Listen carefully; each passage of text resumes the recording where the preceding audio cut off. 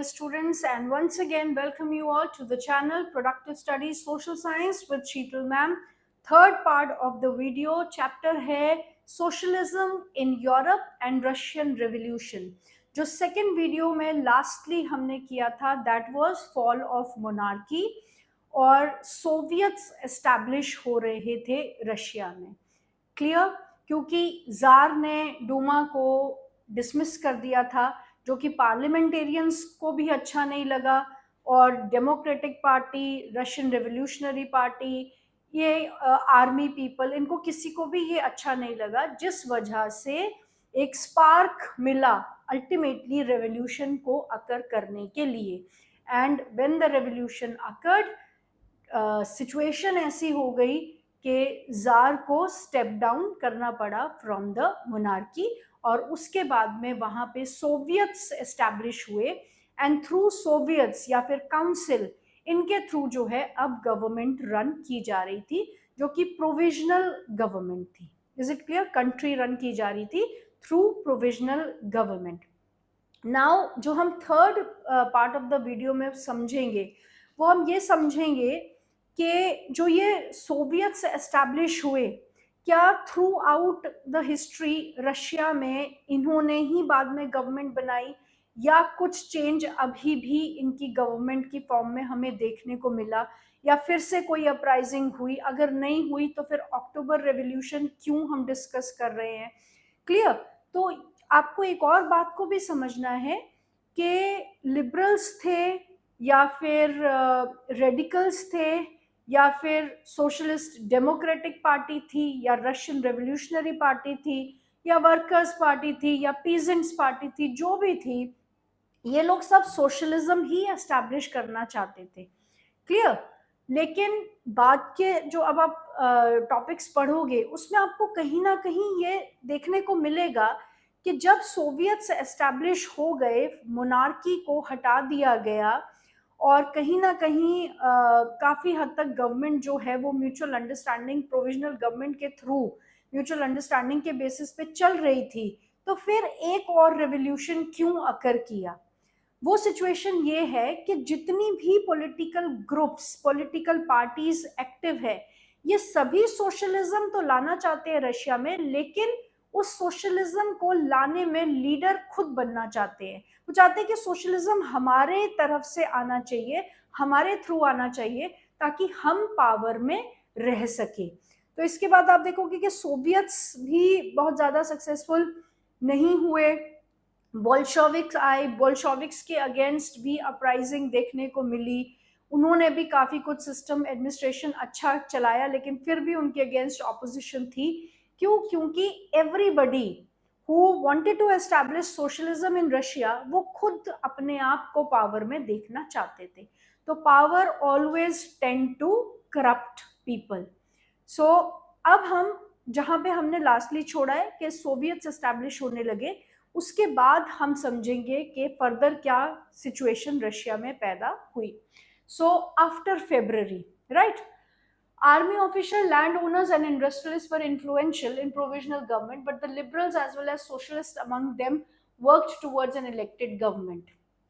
के जिन जिन लोगों ने जार के अगेंस्ट जो लोग गए थे आपके फेब्रुअरी रेवोल्यूशन में, उसमें आर्मी ऑफिशियल्स थे, लैंड ओनर्स भी थे, पार्लियामेंटेरियंस थी, डेमोक्रेटिक पार्टी थे, रेवोल्यूशनरी पार्टी थी, लिबरल्स थे, रेडिकल्स थे, राइट. तो वो सब लोग ना कहीं प्रोविजनल गवर्नमेंट के तौर पे सोवियट्स तो एस्टैब्लिश कर लिए थे, लेकिन जो कंजर्वेटिव लिबरल्स और सोशलिस्टिक आउटलुक के लोग थे, वो ये चाहते थे कि एक प्रॉपर गवर्नमेंट जो इलेक्शन के बेसिस पे इलेक्ट हुई हुई गवर्नमेंट है, ऐसी गवर्नमेंट को हमें एस्टैब्लिश करना जरूरी है. They were not very happy with the Soviets. Soviet एक प्रोविजनल गवर्नमेंट के तौर पे उस वक्त बनाई गई थी जो करंट सिचुएशन को संभालती, लेकिन इन लॉन्ग रन में भी सोवियत के थ्रू ही कंट्री की गवर्नेंस होगी, ये लिबरल्स और सोशलिस्ट्स को मंजूर नहीं था.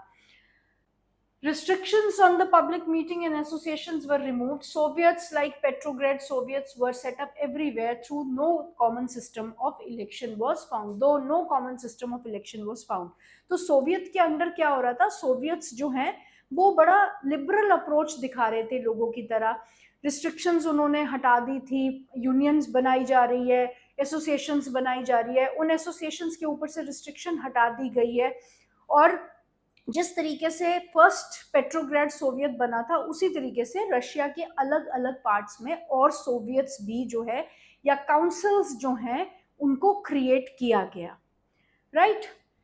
इन अप्रैल 1917 में, अब अप्रैल 1917 में क्या होता है कि रशिया के पॉलिटिकल सिनेरियो में एक गेम चेंजर एंट्री होती है, एंड दैट इज बोल्शेविक के जो लीडर हैं व्लादिमीर लेनिन.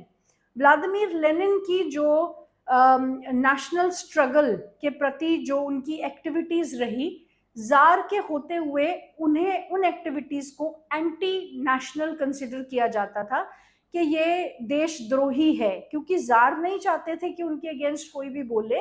इसलिए बोल्शेविक के लीडर व्लादिमीर लेनिन को देशद्रोही कहा जाता था. So he was mainly out from Russia. उनकी जो लाइफ थी वो ज्यादातर रशिया के बाहर ही उन्हें बितानी पड़ती थी. तो एक तरह से वो देश निकाला उनको दिया हुआ था, एग्जाइल. एग्जाइल होता है देश निकाला. तो अब 1917 में जब उन्होंने देखा कि सोवियत एस्टैब्लिश हो गया है, जार ने एब्डिकेट कर दिया है, मोनार्की फॉल हो गई है, then he returns back to Russia. So Vladimir Lenin return to Russia from his exile. He and the Bolsheviks had opposed the war since 1914 and now he felt it was time for the Soviets to take over the power. So far जब वो वापस आए तब तक he was satisfied कि Soviets establish हो गए हैं. और बोल्शेविक्स की जो पार्टी थी उनकी शुरू से ये अप्रोच थी कि भाई वॉर जो है वो नहीं होना चाहिए. वॉर अभी तो 1914 में फर्स्ट वर्ल्ड वॉर की बात हो रही है यहाँ पे कि वॉर का खत्म होना जरूरी है. क्लियर. तो आते ही लेनिन ने अपनी 3 डिमांड्स जो हैं, now he is back into Russia, वो वापस आ गया रशिया में. अब रशिया की पॉलिटिकल लाइफ में अपनी उन्हें इंपॉर्टेंट जगह भी तो दिखानी है ना. तो उन्होंने आते साथ ही 3 डिमांड्स रख दी और ये 3 डिमांड्स को कहा जाता है अप्रैल लेनिन के अप्रैल थीसिस. लेनिन्स April thesis. क्या 3 डिमांड थी इसमें? ही declared that the war be brought to close, war खत्म हो जानी चाहिए, land should be transferred to the peasants and banks should be nationalized. ये 3 डिमांड आपको 3 नंबर के क्वेश्चन में एज इट इज आती है. What was लेनिन्स April thesis? Is it clear? तो war should be closed, banks should be nationalized and land should be transferred to peasants. क्योंकि एक socialist society तो लेनिन भी एस्टैब्लिश करना चाहता था ना, तो उसकी डिमांड भी कहीं ना कहीं सोशलिस्टिक ही थी इन नेचर. लेकिन इस वक्त पे जो और पॉलिटिकल सिनेरियो था रशिया में, एंड इवन बोल्शेविक्स के मतलब लेनिन के खुद की पार्टी के मेंबर्स जो बोल्शेविक्स थे, उनको ये डिमांड्स जो हैं कुछ सिचुएशन के अकॉर्डिंगली ठीक नहीं लगी. उन्हें ये लगता था कि इस वक्त बोल्शेविक्स का जो सबसे बड़ा काम है वो है कि प्रोविजनल गवर्नमेंट्स या सोवियट्स जो हैं उनको सपोर्ट करना जरूरी है, ताकि अच्छे तरीके से जो है गवर्नमेंट अपना काम कंट्री को मतलब कंट्री के लोगों को एक अच्छी गवर्नमेंट दे सके. तो बोल्शेविक्स पार्टी के जो खुद के लीडर्स थे और मेंबर्स थे, उनको भी लेनिन की ये डिमांड्स बड़ी अजीब लगी और उन्हें लगा कि इस वक्त ये टाइम सही नहीं है. जो सोशलिस्टिक सोसाइटी लेनिन डेवलप करना चाह रहे हैं उसको डेवलप करने का अभी समय नहीं आया है, प्रॉपर टाइम नहीं है. और इस वक्त हमारा जो दायित्व बनता है वो ये है कि हम सोवियट्स को जो है सपोर्ट करें. लेकिन बाद में बोल्शेविक्स के जो दूसरे लीडर्स थे उनके ओपिनियन धीरे धीरे चेंज होते चले गए. Clear? He also argued that Bolsheviks party rename itself the Communist Party to indicate its new radical aims. तो लेनिन थीसिस की ये 3 डिमांड के साथ उन्होंने ये भी प्रपोज किया कि हम अपनी पार्टी का नाम भी अब बदलेंगे और हम इसे कम्युनिस्ट पार्टी कहेंगे, क्योंकि सोशलिज्म के बेसिस पे वो शुरू से ही कम्युनिस्ट सोसाइटी डेवलप करना चाहते थे, और सोशलिज्म और कम्युनिस्ट में कोई ज्यादा फर्क नहीं है। दोनों का ही जो कोर कॉन्सेप्ट है वो यही है कि रिसोर्सेस सोसाइटी के हैं और वो सोसाइटी के गुड के लिए एज अ होल यूज होने चाहिए। तो अपनी पॉलिटिकल प्रेजेंस को स्ट्रॉन्ग बनाने के लिए लेनिन ने अप्रैल थीसिस 3 डिमांड्स और साथ में ये प्रपोजल दिया कि हम अपनी पार्टी का नाम भी कम्युनिस्ट पार्टी बदल के रख देंगे। लेकिन बोल्शेविक्स के बाकी के मेंबर्स फिलहाल उनसे सहमत नहीं थे, right. Most of the others in Bolshevik party were initially surprised by the April thesis. They thought that the time was not yet ripe for a socialist revolution and provisional government needed to be supported. But the developments of the subsequent months changed their attitude. तो धीरे धीरे आने वाले time में जो भी changes आए Russia में, उससे बोल्शेविक्स के बाकी लीडर्स भी व्लादिमीर लेनिन से अग्री करने लगे धीरे धीरे, राइट। यहां तक समझ में आ गया। नेक्स्ट क्या हुआ है, अब आने वाला जो समर अब आ रहा है, उसके बाद आप देखोगे कि बहुत ही हायर लेवल पे वर्कर्स मूवमेंट जो है वो स्प्रेड हो रही है इंडस्ट्रीज एरिया में। वर्कर्स की एसोसिएशन में पार्टिसिपेशन बढ़ती जा रही है और बड़ी स्ट्रॉन्ग जो है यूनियंस क्रिएट हो रही है रशिया में। सोवियट्स के अंडर ही ये सब कुछ हो रहा है। सो फैक्ट्री कमेटीज बनाई गई, फैक्ट्रीज में अलग अलग कमेटीज बनाई गई। जो आर्मी वाले लोग थे जिन्होंने जार का साथ छोड़ के पार्लियामेंटेरियंस और फरवरी रेवोल्यूशन में साथ दिया था, उन्होंने भी अपनी आर्मी की अलग कमेटीज बना ली और committees were formed in which began questioning the way industrialist ran their factories. क्योंकि सोवियत एस्टैब्लिश होने के बाद भी अब कुछ बहुत कुछ बदला नहीं था रशिया में। काम इंडस्ट्रीज में आज भी कैपिटलिस्ट तरीके से ही हो रहा था। तो ये जो कमेटीज बनी है, जो मेंबर्स जुड़ते चले गए एसोसिएशन से, अब ये लोग पूछने लगे हैं कि इंडस्ट्री में तो आज भी वही सब कुछ हो रहा है, तो इंडस्ट्रियलिस्ट कब तक कैपिटलिज्म के तरीके से काम करते रहेंगे। अब इन्होंने क्वेश्चन पूछना शुरू कर दिया है कि जार के अंडर भी वही हो रहा था, सोवियत के अंडर भी वही हो रहा था, तो बदला क्या है। भाई इंडस्ट्रियल वर्कर तो आज भी एक्सप्लॉइट हो रहे हैं, क्योंकि आप देखो आयरन पुटिलोव में जो स्ट्राइक हुआ था, लॉकआउट हुआ था, उसी की वजह से तो फरवरी रेवोल्यूशन आकर किया था ना। तो फिर बदला क्या, जार के जाने के बाद बदला क्या। So they started questioning now. Trade unions grew in number, soldiers committees were formed in army. तो जैसे ट्रेड यूनियंस बन रही है, वर्कर्स एसोसिएशन बन रही है, पीजेंट्स एसोसिएशन बन रही है, वैसे ही आर्मी वालों ने भी अपनी कमेटीज जो है बनाना शुरू कर दिया, राइट। अब हम कितने फेजेस देख रहे हैं। एक तरफ सोवियट्स काम कर रहे हैं, जो सोवियत बनी है वो काम कर रहे हैं। एक तरफ बोल्शेविक्स और व्लादिमीर लेनिन ने अपनी प्रेजेंस शो की है रशिया की पॉलिटिकल सिनेरियो में। दूसरी तरफ वर्कर्स एसोसिएशन, अलग अलग ऑफिसेज में अलग अलग वर्कर्स एसोसिएशन बनना शुरू हो रही है। Clear. In June, about 500 Soviets sent representatives to an all-Russian Congress Soviet. अब सोवियट्स को कहीं ना कहीं लग रहा है कि चीजें धीरे धीरे हमारे अगेंस्ट होती जा रही है।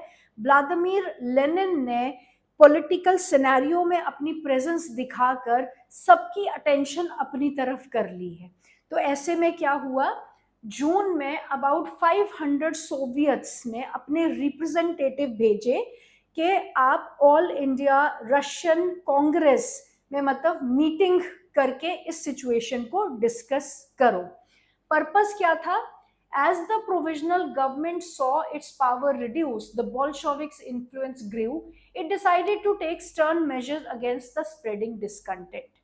क्लियर। अब सारे सोवियत लीडर्स जो हैं वो ऑल रशियन कांग्रेस की मीटिंग में मिलते हैं और उन्होंने ये डिसाइड किया कि बोल्शेविक्स का जो इम्पोर्टेंस है, इन्फ्लुएंस है, वो लोगों पे बढ़ता जा रहा है, उसे हमें दबाना जरूरी है, हमें उसे यहीं पर रोकना होगा, अदरवाइज हमारा भी तख्ता पलट हो सकता है।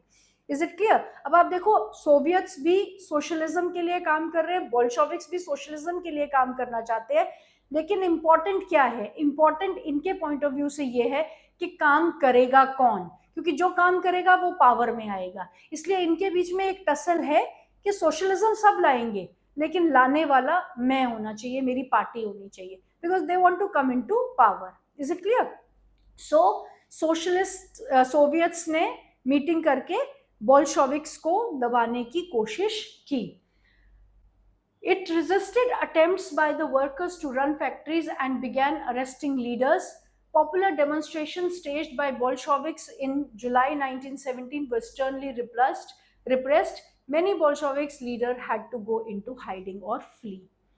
It resisted attempts by the workers to run factories and began arresting the leaders. के जो ट्रेड यूनियंस के लीडर्स हैं उनको अरेस्ट कर दिया गया, क्योंकि वो ये लोग सोवियत्स नहीं मान रहे थे कि भाई फैक्ट्रीज जो है वो वर्कर्स चलाएंगे, और जो वर्कर्स के लीडर्स है उनको अरेस्ट कर लिया गया। जो बोल्शेविक्स ने इसके अगेंस्ट कहीं पर भी धरना प्रदर्शन वगैरह किया तो उनको भी दबाया गया, उनको मारा भी, उनको उनके ऊपर कर्फ्यू लगाया गया, सीज फायर किया गया, और उनको शूट आउट भी किया गया। तो इस वजह से अल्टीमेटली बोल्शेविक्स के जो लीडर्स थे उनको अंडरग्राउंड एक बार फिर से होना पड़ा, right? Meanwhile in the country side, अब ये सिचुएशन थी अर्बन एरियाज में, ये सिचुएशन थी इंडस्ट्रीज में। कंट्री साइड, विलेज में क्या हो रहा है, right? Meanwhile, in the countryside, peasants and their socialist revolutionary leaders pressed for a redistribution of the land. क्योंकि आपने देखा, हमने पहले भी हमने ये बात पढ़ी है कि जो peasants है वो क्या चाहते हैं, because they are working on the field, लेकिन ओनरशिप तो उसमें या नोबिलिटी के नाम पर है, या क्लर्जीज के नाम पर है, या फिर क्राउन के नाम पर है। तो पीजेंट्स चाहते थे कि लैंड को एक बार दोबारा से एक सोशलिस्टिक तरीके से बांटा जाए, रीडिस्ट्रीब्यूट की जाए, इक्वालिटी बेसिस पे रीडिस्ट्रीब्यूट की जाए, ताकि जो उस जमीन पे काम कर रहा है, जमीन पे मालिकाना हक भी उसी का होना चाहिए। सो गांव में अलग ही पॉलिटिक्स चल रही थी। पीजेंट्री चाहती थी कि land should be redistributed and ownership should be with them. Land committees were formed to handle this, encouraged by the socialist revolutionary. Peasants seized the land between July and September. तो जिस तरीके से हमने यहाँ पे देखा कि इंडस्ट्रीज में कमिटीज बन रही है, आर्मी वालों ने अपनी कमिटीज बनाई है, ज़्यादा से ज़्यादा वर्कर्स एसोसिएशन बन रही है, तो यहाँ पर भी गांव में भी आप देखोगे कि लैंड कमिटीज बनाई जाने लगी, ताकि जो रीडिस्ट्रीब्यूशन का काम है लैंड का वो प्रॉपर तरीके से हो सके। क्योंकि पीजेंट नहीं चाहता था कि एक के पास बहुत सारी लैंड हो और एक के पास बहुत कम लैंड हो, तो प्रॉपर डिस्ट्रीब्यूशन होना चाहिए, इसलिए लैंड कमिटीज भी प्रॉपर तरीके से बनाई जा रही थी। Is it clear? और जुलाई से लेकर सितंबर तक बहुत सारी लैंड को जो है कॉन्फिस्टिकेट भी कर लिया गया। कॉन्फिस्केट मतलब छीन लेना, किसी से कोई चीज जबरदस्ती छीन लेना, confiscate, right?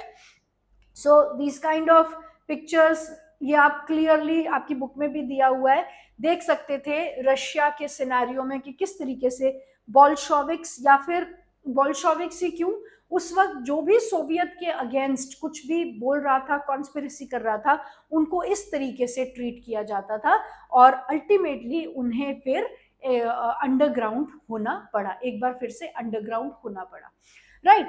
Now comes the revolution of October 1917। February revolution आकर किया, उसके बाद सोवियत बना, सोवियत के बाद बोल्शेविक्स ने अपनी प्रेजेंस दिखाई, उसकी प्रेजेंस बहुत हद तक सोवियत्स को अच्छी नहीं लगी। अब आया है next in the sequence, revolution of October 1917। अब क्या हो रहा है? As the conflict between the provisional government and Bolsheviks grew, Lenin feared the provisional government would set up a dictatorship, right? कि जिस तरीके से बोल्शेविक्स, और क्योंकि बोल्शेविक्स को सप्रेस करने की कोशिश तो हमने पिछले पैराग्राफ में देखा ना, कि सोवियत्स ने कहीं ना कहीं बोल्शेविक्स को दबाने की कोशिश तो की है। तो बोल्शेविक्स को अब ये लगता था कि जिस तरीके से बोल्शेविक्स और सोवियत्स के बीच में कॉन्फ्लिक्ट बढ़ रहा है, तो प्रोविजनल गवर्नमेंट, क्योंकि सोवियत्स ही तो हैं जो प्रोविजनल गवर्नमेंट है, तो प्रोविजनल गवर्नमेंट भी कहीं डिक्टेटरशिप ना एस्टैब्लिश कर ले, जिस तरीके से जार था। जार के अंडर कोई मतलब किसी को पार्टी बनाने की परमिशन नहीं थी, कोई इस तरीके की एक्टिविटीज आप नहीं कर सकते थे। तो बोल्शेविक्स को यहाँ पे लगा कि भाई ये लोग भी, जो सोवियत्स हैं या प्रोविजनल गवर्नमेंट है, वो लोग भी डिक्टेटरशिप ही एस्टैब्लिश कर रहे हैं। In September, he began discussions for an uprising against the government. अब व्लादिमीर लेनिन को लगा कि हमें इनका भी तख्ता पलट करना पड़ेगा। इसके लिए इसने एक कॉन्स्पिरेसी रचाई। कॉन्स्पिरेसी मतलब एक षड्यंत्र रचाया। क्या किया? Bolsheviks supporter in the army, Soviets and the factories were brought together. सबसे पहले तो जो भी बोल्शेविक्स के सपोर्टर थे, चाहे वो आर्मी के थे, चाहे वो सोवियत का ही हिस्सा थे, चाहे वो सोशल डेमोक्रेटिक पार्टी में थे, रशियन रेवोल्यूशनरी पार्टी में थे, या वर्कर्स एसोसिएशन में थे, किसी में भी थे, सबसे पहले बोल्शेविक्स ने अपने सपोर्टर्स को इकट्ठा किया। उसके बाद 16 अक्टूबर 1917 में Lenin persuaded Petrograd Soviet and Bolshevik party to agree to a socialist seizure of the power. जो सबसे पहला सोवियत बना था पेट्रोग्रेड सोवियत, उसको, और जो जो आर्मी जिन्होंने साथ दिया था फेब्रुअरी रेवोल्यूशन में, जार को एब्डिकेट करवाने में जिन आर्मी मैन ने साथ दिया था, उन लोगों को कन्विंस किया बोल्शेविक ने कि हम एक सोशलिस्टिक सीजर ऑफ पावर करेंगे। सोशलिस्टिक सीजर ऑफ पावर मतलब कि हम एक मतलब जो इस वक्त पावर में है, उनके हाथों से पावर को हमें छीनना पड़ेगा। Is it clear? सीज कर देना पावर। सीजर मीन्स पावर को सीज कर देना। Then a military revolutionary committee was appointed by Soviet under Leon Trotsky to organize the seizure. The date of the event was kept secret.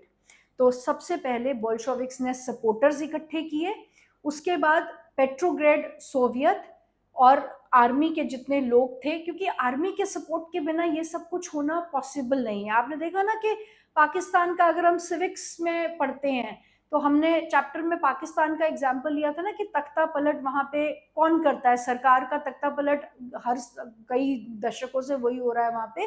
तो वहां पे army का जो हेड होता है वो उनके तख्ता पलट करता रहता है। क्लियर? तो उसी तरीके से यहाँ पर भी आर्मी के लोगों को इकट्ठा किया गया, और उसके बाद में एक आर्मी की कमेटी बनाई गई जिसको लीड कर रहे हैं लियोन ट्रोत्स्की। लियोन ट्रोत्स्की इसके लीडर है। किस दिन अटैक किया जाएगा, किस दिन पावर सीज किया जाएगा, वो इवेंट की डेट अब तक किसी को नहीं बताई है। दैट वाज केप्ट सीक्रेट, उसको सीक्रेट रखा गया। द अपराइजिंग बिगैन ऑन 24 अक्टूबर। 24 अक्टूबर को इनका जो मतलब इन्होंने जो अपना प्लान किया था वो शुरू कर दिया। Sensing trouble, prime minister Kerensky had left the city to summon the troops.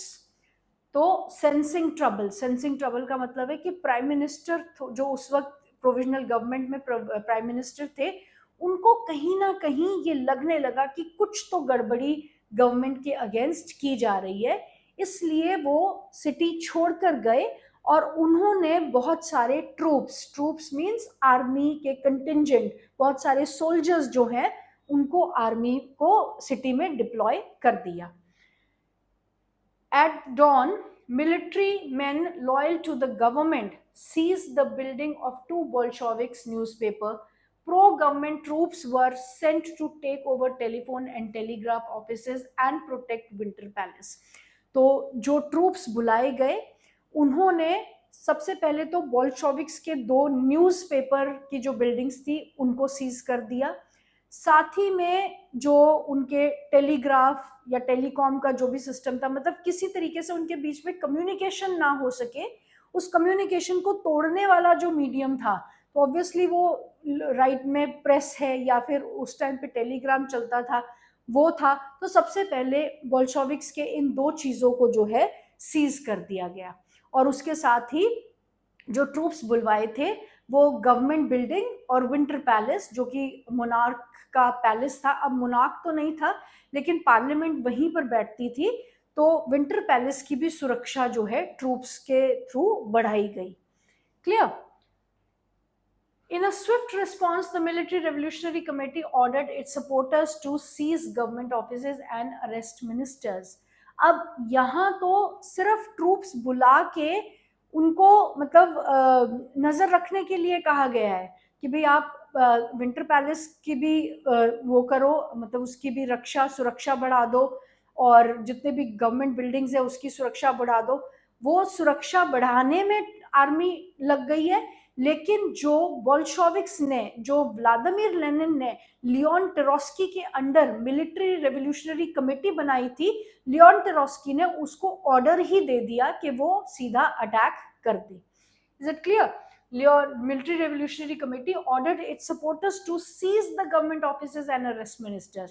Attack नहीं हो रहा यहाँ पर, मतलब अपना जो उनका जो मतलब उस दिन का प्लान था, जो भी स्ट्रैटेजी थी, उस स्ट्रैटेजी को उन्होंने कहा कि इसको एग्जीक्यूट करो, जाएं मिलिट्री बिल्डिंग में, जाएं उन्हें सीज करें, जितने भी मिनिस्टर्स हैं उनको सबको अरेस्ट कर दिया जाए। Then late in the day, the ship Aura shelled the Winter Palace. Other vessels sailed down the Neva and took over various military points. शाम तक जो है शिप ओरा, एक बहुत बड़ा शिप होता है, शिप है जैसे, तो उसका नाम था ओरा।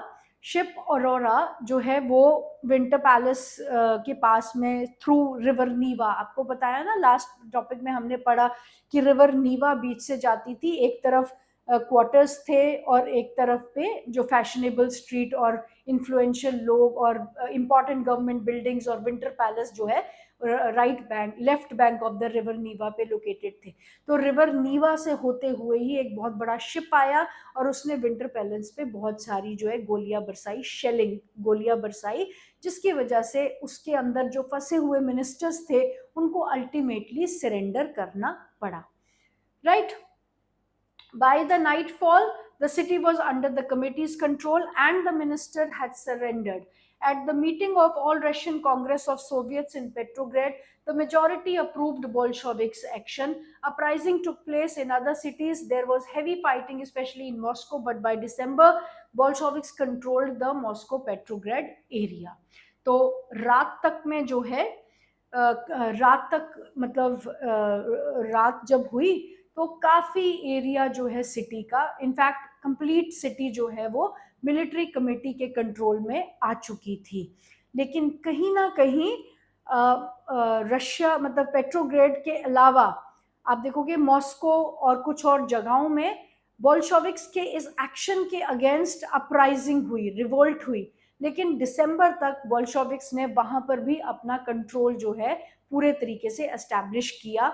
और बोल्शेविक्स के इस एक्शन को पेट्रोग्रेड सोवियत ने भी ऑल रशियन कांग्रेस की जो मीटिंग थी उसमें सही ठहराया कि बोल्शेविक्स ने अच्छा किया। Is it clear? ये था आपका अक्टूबर रेवोल्यूशन 1917। आगे देखते हैं। What changed after October? Clear? अभी क्या हो रहा है? सीज कर दिया गया है पावर, अब पावर बोल्शेविक्स के हाथ में है। Is it clear? Now what change? तो बोल्शेविक्स ने क्या इंट्रोड्यूस किया अपने आप, मतलब it was not a clear cut government, लेकिन कहीं ना कहीं गवर्नमेंट तो थी ही नहीं, पहले भी प्रोविजनल गवर्नमेंट थी, प्रोविजनल गवर्नमेंट ही कंट्री को चला रही थी। तो अब बोल्शेविक्स ने पावर अपने हाथ में लिया और उन्होंने कहा कि हम कंट्री को चलाएंगे। Is it clear? लेकिन अभी तक कोई भी क्लियर कट इलेक्शंस नहीं हुए हैं। Right? So what changed after October? The Bolsheviks were totally opposed to private property. They were against private property. ये शुरू से ही पता है हमें कि ये लोग एक सोशलिस्टिक सोसाइटी ही क्रिएट करना चाहते थे। Most industries and banks were nationalized in November 1917. April thesis में भी इसने यही डिमांड रखी थी। तो बैंक्स को और जो फाइनेंशियल इंस्टीट्यूशंस है, इंडस्ट्रीज हैं, इनको नेशनलाइज कर दिया गया। नेशनलाइज मतलब कि अब ये गवर्नमेंट कंट्रोल में है, ये यहाँ पे गवर्नमेंट के रूल एंड रेगुलेशन चलेंगे, तो कैपिटलिज्म कहीं ना कहीं खत्म हो गया. This meant that the government took over ownership and management. Land was declared social property and peasants were allowed to seize the land of the nobility. Peasants already seize करना शुरू कर गए थे, तो कहीं ना कहीं peasants का वो एक्ट भी इलीगल नहीं रहा, उसको भी लीगलाइज कर दिया गया कि लैंड जो है वो एक सोशल प्रॉपर्टी है, और वो पीजेंट्स अगर उस पर काम कर रहे हैं तो उसकी ओनरशिप भी पीजेंट्स के पास ही होनी चाहिए. In cities, Bolsheviks enforced the partition of large houses according to the family requirement. कि cities में क्या किया कि बड़े बड़े जैसे मेंशन होते हैं ना, क्योंकि आप देखो लैंड ओनर्स हैं, जितने भी बड़े बड़े लैंड ओनर्स हैं, बड़े बड़े पीजेंट्स हैं, वो तो बड़ी बड़ी आलीशान हवेलियों में रहते हैं, और गरीब किसान के पास मतलब एक एक कमरे के अलावा कुछ भी नहीं है, उसमें 4-5 लोगों के मेंबर्स फैमिली इकट्ठी रह रही है, और मेंशन पूरा का पूरा खाली पड़ा है, उसमें मतलब कुछ ही कमरे यूटिलाइज हो रहे हैं. तो सिटी के लिए रूल बना दिया गया बोल्शेविक्स के अंडर कि as per the family requirement, जितने आपके फैमिली मेंबर है उसी हिसाब से आपके पास घर होना चाहिए. अगर आपके पास उससे ज्यादा बड़ा घर है तो वो दूसरी फैमिली उसको यूटिलाइज करेगी, वो भी डिवाइड कर दिया जाएगा. They banned the use of old titles of aristocracy. जितने भी जार के अंडर दिए हुए टाइटल्स थे उन सब को डिसमिस कर दिया गया, क्योंकि ये टाइटल्स कहीं ना कहीं पॉपुलेशन को अलग अलग सेगमेंट्स में बांटते थे, तो इन टाइटल्स को भी डिसमिस कर दिया गया. To assert the change, new uniforms were designed for the army, and officials following a clothing competition organized in 1918 when Soviet hat was chosen. तो अपनी मतलब और ज़्यादा अपने रिफॉर्म्स दिखाने के लिए आर्मी की जो यूनिफॉर्म है उसको भी चेंज कर दिया गया, और Bolshevik party renamed itself as Russian Communist Party, and finally Bolsheviks ने अपना नाम भी बदल दिया. अब वो Bolsheviks नहीं, रशियन कम्युनिस्ट पार्टी के तौर पे जाने जाते थे. So these were the changes which were introduced after October Revolution. ये आप देखेंगे इस तरीके की एक हैट जो होती है, हेलमेट तरह से ये लगती है, इस हैट को जो है इन्होंने आर्मी के लिए इंट्रोड्यूस किया. इसे सोवियत हैट कहा जाता है. So this was introduced by Bolsheviks. So जो चेंजेस और रिफॉर्म व्लादिमीर लेनिन और उसकी पार्टी बोल्शेविक्स लेकर आए, उसके बाद हम देखेंगे कि किस तरीके से अभी भी लेनिन कहीं ना कहीं ये चाहता था कि पावर में प्रॉपर तरीके से वो आ जाए, उसकी कोशिश किस तरीके से लेनिन ने की. In November 1917, the Bolshevik conducted the elections to the Constituent Assembly, but they failed to gain majority support. Clear? कि 1917 में उन्होंने कॉन्स्टिट्यूएंट असेंबली के इलेक्शंस कंडक्ट करवाए, लेकिन अनफॉर्चुनेटली बोल्शेविक्स की पार्टी को कॉन्स्टिट्यूएंट असेंबली में क्लियर कट मेजॉरिटी नहीं मिली, और उन्होंने क्या किया further. In January 1918, the assembly rejected Bolsheviks' measure and Lenin dismissed the assembly. Clear? 1917 में नवंबर में एक ही महीना रह गया ना बीच में, तो 1917 नवंबर में बोल्शेविक्स असेंबली इलेक्शन कंडक्ट करवाती है, जिसमें वो लोग क्लियर कट मेजॉरिटी हासिल नहीं कर पाते, और जनवरी 1918 में असेंबली ने कहीं ना कहीं बोल्शेविक्स के जो मेजर्स थे, उनकी जो काम करने की स्ट्रैटेजी थी, उनके जो तौर तरीके थे, उसको रिजेक्ट कर दिया, और इसके बदले में बोल्शेविक्स ने असेंबली की आइडेंटिटी को ही रिजेक्ट कर दिया, असेंबली को ही डिसमिस कर दिया. और उन्होंने ये रीजन दिया, बोल्शेविक्स ने ये रीजन दिया कि असेंबली की मतलब जो आइडेंटिटी है वो जिन सर्कमस्टांसेस में बनाई गई थी, असेंबली जिन सर्कमस्टांसेस में बनाई गई थी, वो बड़ी ही अनसर्टन कंडीशन थी, क्योटिक कंडीशन थी. उस वक्त क्योस था कंट्री में, तो लोगों को नहीं पता था कि सही डिसीजन क्या रहेगा, लेकिन एक असेंबली को जो है फॉर्म कर दिया गया. इसलिए असेंबली को रद्द कर दिया गया ये कहकर कि ये बड़ी अनसर्टन कंडीशंस में बनाई गई है, जबकि इससे कहीं ज्यादा डेमोक्रेटिक आपकी जो ऑल रशियन सोवियत है, ऑल रशियन कांग्रेस सोवियत है, उसको ज्यादा डेमोक्रेटिक लेनिन ने बताया। Is it clear? Then, see here, he thought the All Russian Congress of Soviet was more democratic than assembly elected in uncertain conditions. Right? In March 1918, despite opposition by their political allies, Bolsheviks made peace with Germany at Brest-Litovsk. आपको पता है ना कि इस time पे मतलब वो world war जो है उसका काफी बड़ा इम्पैक्ट रशिया को झेलना पड़ा था, हार गए थे वो लोग, और उसके बाद में मतलब कुछ एक ट्रीटीज जो हैं वॉर के एंड में हमेशा साइन की जाती है ना, तो कुछ एक ट्रीटीज जो हैं उनको फाइनलाइज करना था और जिसके बाद में वॉर क्लोज होनी थी। War was to be declared closed, right? तो पहले ही रशिया जो है बहुत बुरी तरह से उसमें हारा था, उनको डिस्ट्रक्शन भी देखनी पड़ी और सोल्जर्स का बहुत मैसिव लॉस हुआ था, उनकी इकोनॉमी पूरी तरीके से हिल गई थी। और सबसे बड़ी बात यह है कि जिस वक्त पे अनाउंस किया गया था लैंड का सीजर, मतलब लैंड की रीडिस्ट्रीब्यूशन अनाउंस की गई थी, उस वक्त पे बहुत से सोल्जर्स जो हैं वो आर्मी छोड़कर वापस अपने घर चले गए थे कि भाई हमें भी जो है जमीन चाहिए, भाई ये ना हो कि भाई सारी जमीनें जो है और लोगों में बढ़ जाए और हमारे पास फिर भी कुछ ना बचे।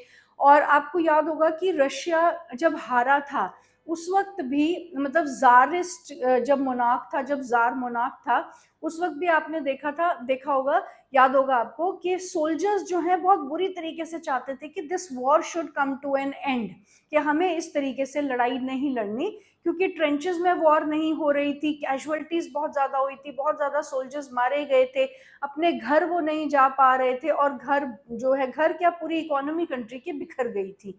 तो कहीं ना कहीं अब उस वॉर को क्लोज करने के लिए कुछ एक ट्रीटी साइन करनी थी जर्मनी के साथ में, और जितने भी पॉलिटिकल ग्रुप्स थे उनको इग्नोर करते हुए बोल्शेविक के लीडर लेनिन ने जर्मनी के साथ उन ट्रीटीज को साइन करके वॉर को खत्म कर दिया।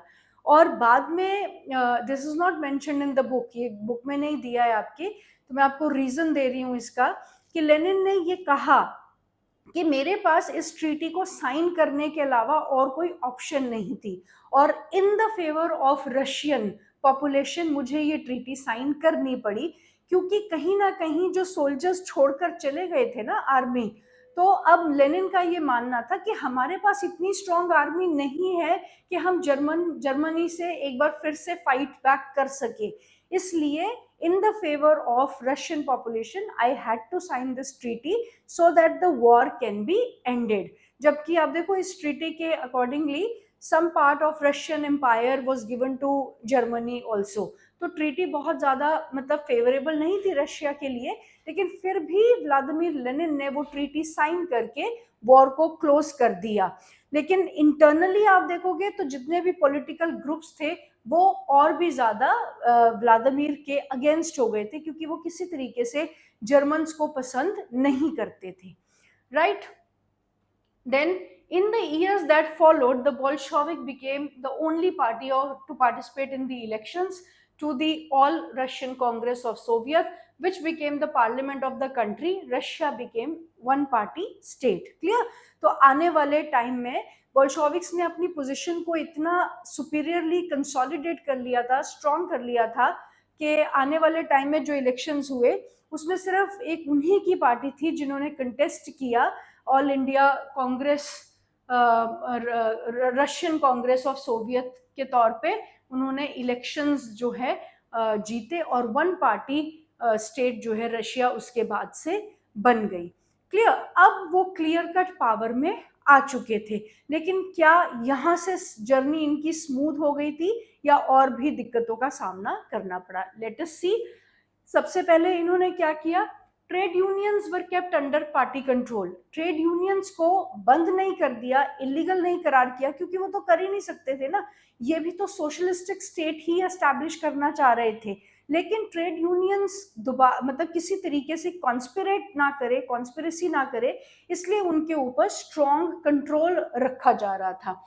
The secret police called Chica first and later इसको ओजीपीयू एंड एनकेवीडी, इन ये स्पेशल पुलिस जो है बनाई गई, पुलिस फोर्सेस बनाई गई कि जो कोई भी बोल्शेविक्स के अगेंस्ट बात करता है, कॉन्स्पिरेसी करता है या किसी तरह का रिवोल्ट करने की कोशिश करता है, ये स्पेशल टास्क फोर्स थी जो ऐसी एक्टिविटीज को खत्म करने के लिए स्पेशली बनाई गई थी। Then many young writers and artists rallied to the party because it stood for socialism for change। मतलब कि बहुत से यंग आर्टिस्ट थे, राइटर्स थे जो पार्टी को सपोर्ट कर रहे थे क्योंकि उनकी आइडियोलॉजी जो है सोशलिज्म को रिप्रेजेंट करती थी। तो बहुत सारे आर्टिस्ट और राइटर्स जो हैं इनके साथ वो जुड़ते चले गए। After October 1917 this led to experiments in the arts and architecture, but many became disillusioned because of the censorship the party encouraged। तो स्टार्टिंग में तो ये आर्टिस्ट और राइटर्स पार्टी के साथ प्रोपोगेट कर रहे थे, सोशलिज्म को बढ़ावा दे रहे थे अपनी आर्ट और अपनी राइटिंग के थ्रू, क्योंकि वो कहीं ना कहीं वो लोग भी सोशलिज्म में बिलीव करते थे और बोल्शेविक्स की पार्टी भी सोशलिज्म में बिलीव करती थी।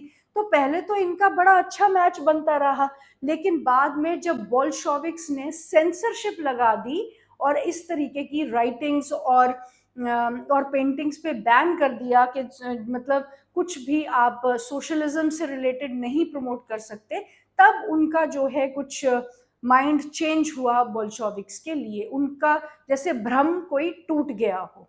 राइट, नेक्स्ट हम देखेंगे ये क्या आ गया है, musical level.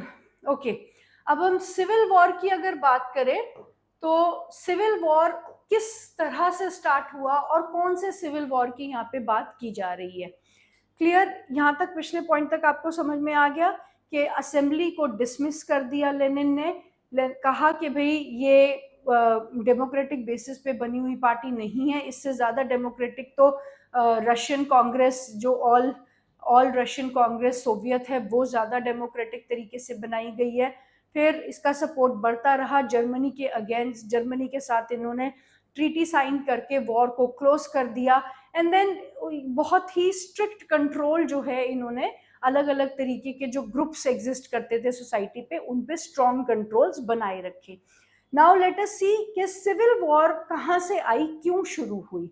Right, when the Bolsheviks ordered land redistribution, the Russian army began to break up. Soldiers, mostly peasants, wished to go home for the redistribution and deserted. Right?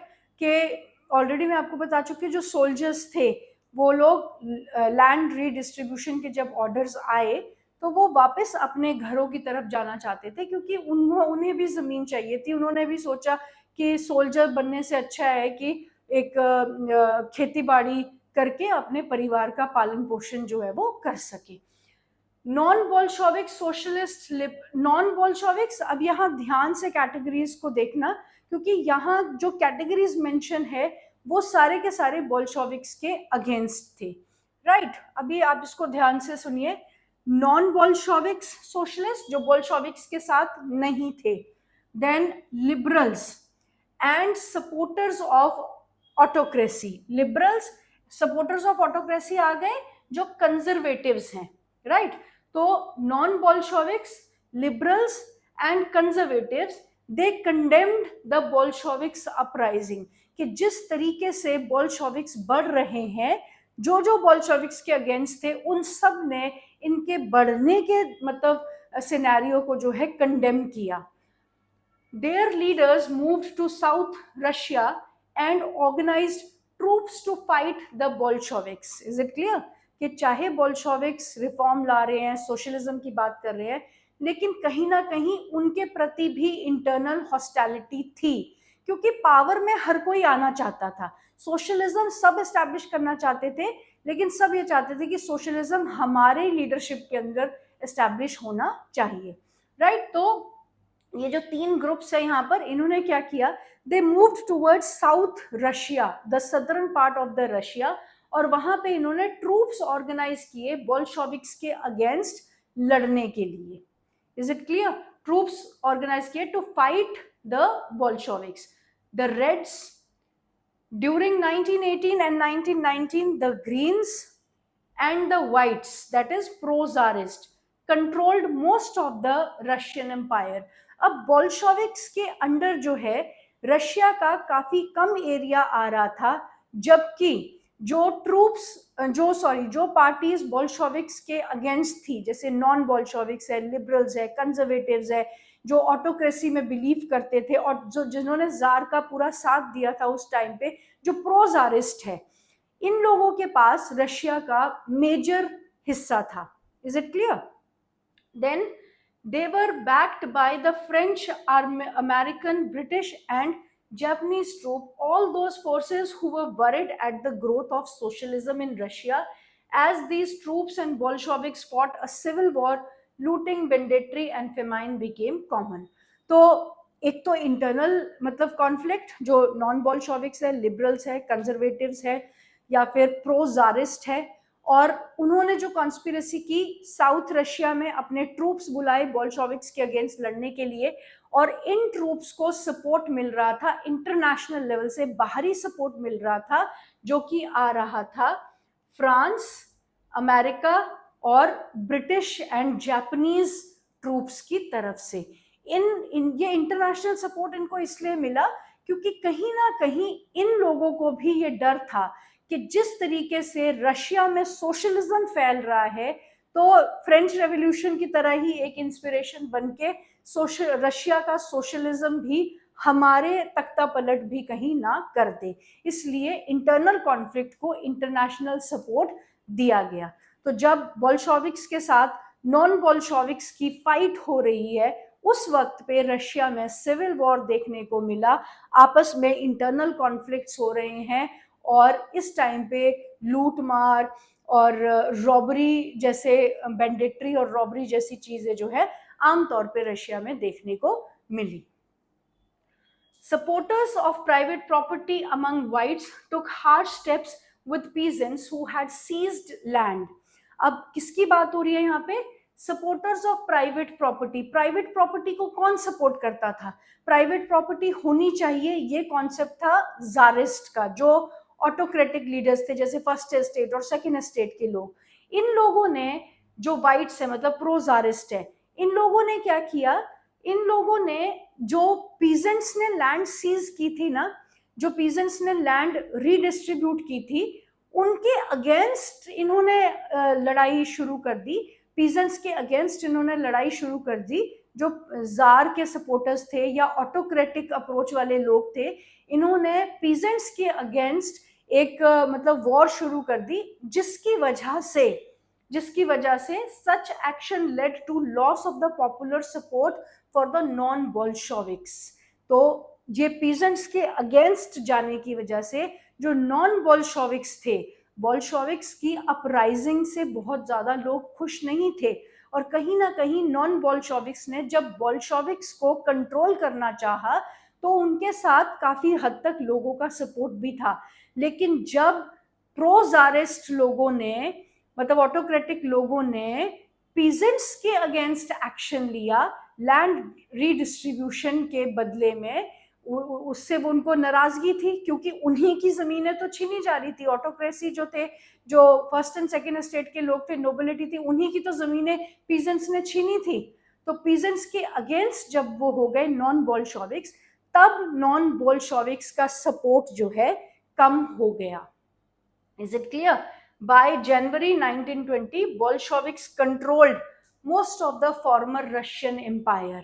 और काफी हद तक, मतलब 1917 से शुरू हुआ था, 18 में असेंबली वाला केस हो गया, और अब 19 में ये मतलब बोल्शेविक्स ने कंट्रोल कर लिया था काफी हद तक, और 20 में फिर से रिवोल्ट किया नॉन बोल्शेविक्स वगैरह ने. एंड आप बाय द एंड ऑफ 1920, जनवरी 1920 सॉरी, स्टार्टिंग की 1920 में आप देखोगे कि बोल्शेविक्स ने large part of Russian empire पे अपना कंट्रोल बना लिया था. तो ये थी सिविल वॉर, जिसमें इंटरनल स्ट्रगल हो रहा था, लेकिन इंटरनेशनल सपोर्ट भी इन्हें मिला, क्योंकि बाकी की कंट्रीज नहीं चाहती थी कि ये सोशलिज्म की आग जो है वो हमारी कंट्री तक भी पहुंचे, राइट।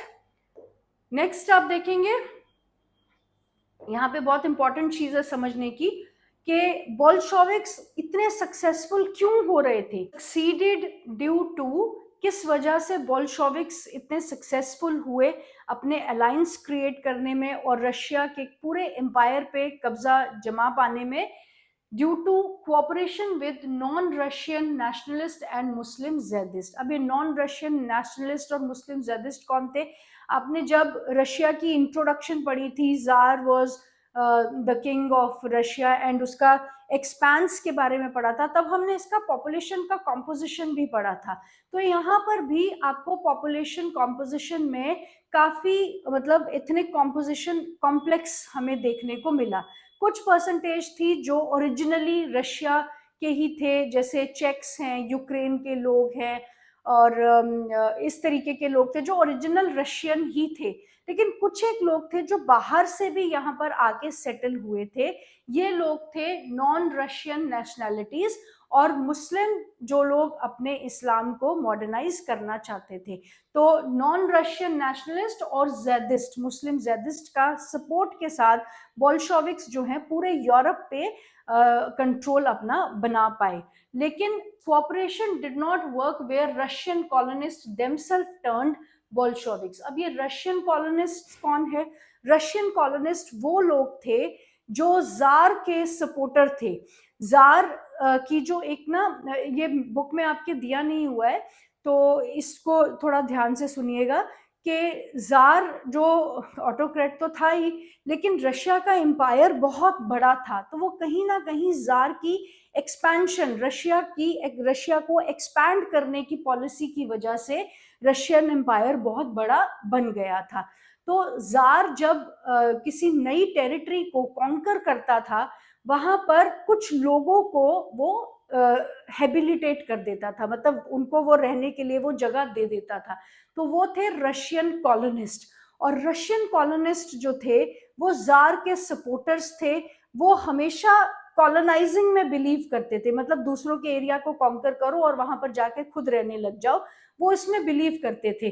तो उन लोगों ने जार मतलब बोल्शेविक्स को सपोर्ट नहीं किया कि वो रशिया को अपने कंट्रोल में पूरी तरीके से कर ले। सिर्फ यहाँ से रशियन कॉलोनिस्ट के थ्रू बोल्शेविक्स को सपोर्ट नहीं मिला, क्योंकि इनके कॉन्फ्लिक्टिंग वो थे गोल्स थे। बोल्शेविक्स चाहते थे प्रॉपर्टी रिसोर्सेज सबके बीच में बंटना चाहिए, जनता को इक्वली डिस्ट्रीब्यूट होना चाहिए। और रशियन कॉलोनिस्ट तो कॉलोनाइजर्स थे, वो तो दूसरों के एरिया को भी कैप्चर करने में बिलीव करते थे। तो इन लोगों से बोल्शेविक्स को सपोर्ट नहीं मिला। अब इन Khiva in Central Asia, Bolsheviks colonists brutally massacred local nationalists in the name of defending socialism. In this situation, many were confused about what the Bolsheviks government represented. तो एक इंसिडेंट ऐसा भी हुआ, उज्बेकिस्तान एक जगह है जो कि सेंट्रल एशिया में पड़ती है, वहां पर एक जगह है खीवा। खीवा में जो मतलब बोल्शेविक्स के लोग थे, उन्होंने लार्ज स्केल लोकल लोगों को वहां पे मारा। तो कहीं ना कहीं सबके दिमाग में ये बात आ गई थी कि ये क्लैरिटी नहीं आ पा रही कि एग्जैक्टली बोल्शेविक्स करना क्या चाहते हैं, उनके मतलब उनके माइंड में चल क्या रहा है। एक तरफ से वो सोशलिज्म एस्टैब्लिश कर रहे हैं, दूसरी तरफ से वो लोकल लोगों को मार रहे हैं, मैस्कर कर रहे हैं। तो सोशलिज्म इस तरीके से तो नहीं आ सकता। तो people were actually confused about what exactly Bolsheviks wanted to do. Partially to remedy this, most non-Russian nationalists were given political autonomy in Soviet Union. अब रशियन नेशनलिस्ट मतलब बहुत सारा जो इथनिक कॉम्पोजिशन है, जो भी पॉपुलेशन के ग्रुप्स वहाँ पे अलग अलग रिलीजन या छोटी छोटी जो भी धर्मों में मानते हैं, उन लोगों को रीजनल ऑटोनॉमी दे दी गई। उन्हें कहा गया कि बड़ी सोवियत के अंडर आप अपने लोकल लेवल पे, रीजनल लेवल पे अपनी गवर्नमेंट्स को आप खुद चला सकते हैं। मतलब एक बड़ा एरिया, बड़ी गवर्नमेंट हो जाएगी सेंट्रल लेवल पे, और रीजनल लेवल पे जो ये नॉन रशियन नेशनैलिटीज थी, इनको पॉलिटिकल ऑटोनॉमी दे दी गई कि ये लोग रीजनल लेवल पे अपने आप गवर्नमेंट बनाएंगे, अपने आप अपने मामलों को सुलझाएंगे, लेकिन बड़ी गवर्नमेंट के अंडर ये रहेंगे। अब इस बात से ये लोग बहुत खुश हो गए, क्योंकि हर आदमी अपनी आइडेंटिटी, अपने कल्चर, अपने ट्रेडिशंस को प्रिजर्व करना चाहता है।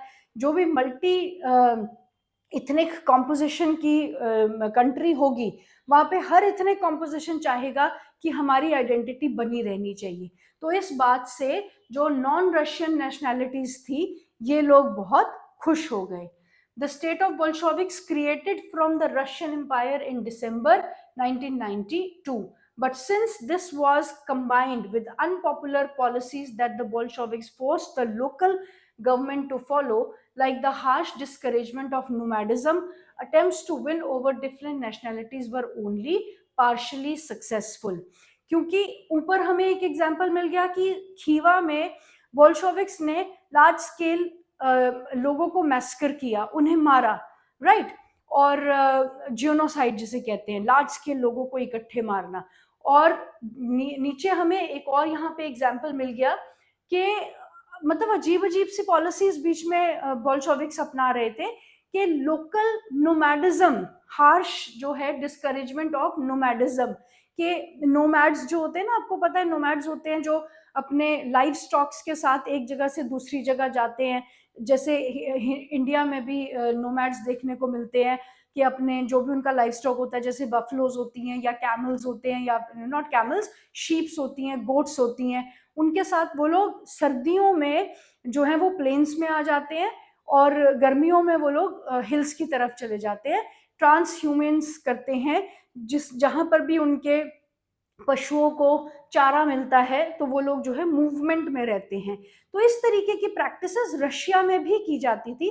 तो बोल्शेविक्स का मानना ये था कि ये जो नोमैड्स होते हैं ना, they are not very productive to the economy, क्योंकि ये लोग एक जगह रुक के नहीं बैठ रहते हैं, टिक के नहीं रहते हैं, तो they are not very productive to the economy. इसलिए उसने नोमैडिज्म पे जो है स्ट्रिक्ट कंट्रोल लगाया कि नोमैडिज्म हम अलाउ नहीं करेंगे। तो कहीं ना कहीं जो बोल्शेविक्स को सपोर्ट मिल रहा था, वो सक्सेसफुल हो रहे थे, बीच में कोई ना कोई एक दो पॉलिसीज वो ऐसी गड़बड़ निकाल लेते थे जो पॉपुलेशन के फेवर में नहीं होती थी। इसलिए बड़े लंबे समय तक बोल्शेविक्स का सपोर्ट बना नहीं रह पाया। Is it clear? Next topic है मेकिंग अ सोशलिस्ट सोसाइटी। किस तरीके से सोशलिस्ट सोसाइटी बनाई जा रही थी। During civil war, Bolsheviks kept industries and banks nationalized. They permitted peasants to cultivate the land that had been socialized. Bolsheviks used confiscated land to demonstrate what collective work could be. Clear? क्या इन्होंने किया कि socialist society, क्योंकि ultimate aim तो socialistic society बनाने का ही है ना, तो किस तरह से सोशलिस्ट सोसाइटी इन्होंने बनाई। बोल्शेविक्स ने इंडस्ट्रीज और बैंक्स को नेशनलाइज्ड रखा। नेशनलाइज मतलब कि गवर्नमेंट मैनेज करेगी, जो भी रूल्स एंड रेगुलेशंस यहाँ पे चलते हैं वो गवर्नमेंट के हिसाब से होंगे। They permitted peasants to cultivate the land that had been socialized. जो भी जमीन इकट्ठी हुई है, कॉन्फिस्केट की गई है लोगों से, जो बड़े बड़े लैंड लॉर्ड्स थे उनकी जो जमीनें ली गई है, वो पीजेंट्स को परमिट कर दिया कि वो उस पर खेती बाड़ी करेंगे। Bolsheviks used confiscated land to demonstrate what collective work could be. और जो कॉन्फिस्केट की हुई लैंड थी उसके ऊपर कलेक्टिव तरीके से, मतलब लोगों को इकट्ठा करके उस पर खेती बाड़ी करवाई गई और जो उससे प्रॉफिट आया वो सारा भी लोगों के बीच में बांटा गया। तो इस तरीके से सोशलिस्टिक सोसाइटी को डेवलप करने का या मैनेज करने के एफर्ट्स बोल्शेविक्स करते रहे। A process of centralized planning was introduced. Centralized क्या होता है? जो एक हाथ में जब पावर्स होते हैं एक ही जगह से, या फिर जैसे सेंट्रल गवर्नमेंट है, एपेक्स गवर्नमेंट है, सबसे टॉप की गवर्नमेंट है, वहां से सारी प्लानिंग आ रही है।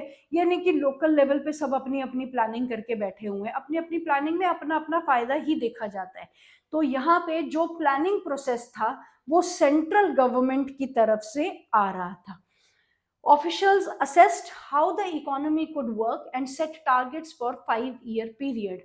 On the basis they made 5-year plans, right? Her country में होता है, हमारी कंट्री में भी होता है, नीति आयोग है ना, जो हमारा national institute of transforming India है, मतलब प्लानिंग कमीशन, जिसका नाम पहले प्लानिंग कमीशन था, वो क्या करते हैं, 5-5 साल के लिए टारगेट्स लेते हैं कि हमें इन 5 सालों में इस चीज को डेवलप करना है।